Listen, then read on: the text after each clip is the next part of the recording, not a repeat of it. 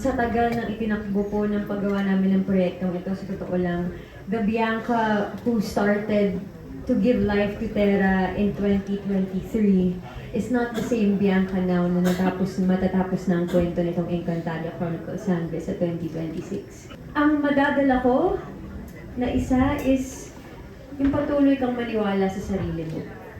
Isa yon sa mga pinakamalaking na ituro sa akin, Terra.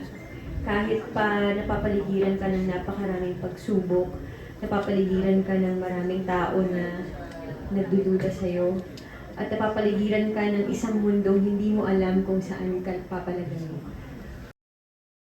Ang pinakamabuting paraan para alam mo kung saan ka lulugar ay yung sundan mo ang puso mo at maniwala ka sa sarili mo. What a way to start our interview, grabe no. Maniwala ka sa sarili mo, pakinggan mo yung puso mo. That's not only applicable sa Encantadia world, even in our real life. Kaya naman, my next question for you is, without spoiling anything, can you give us one word that best describes what the viewers can expect from the finale?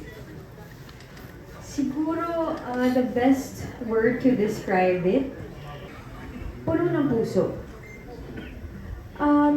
Sa dami ng naging pagsubok ng mga sangre, at sa dami ng nangyayari sa mundo natin, sa paligid natin, the best thing to hold on to is our hearts and to actually unite.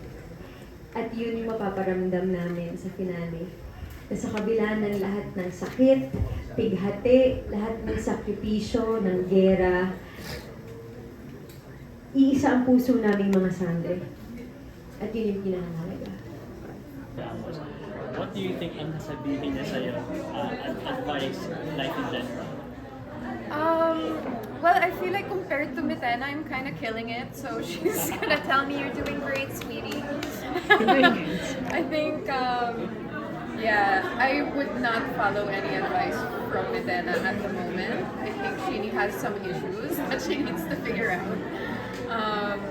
So I would rather be the one to help guide her if there was a real conversation. Thank you.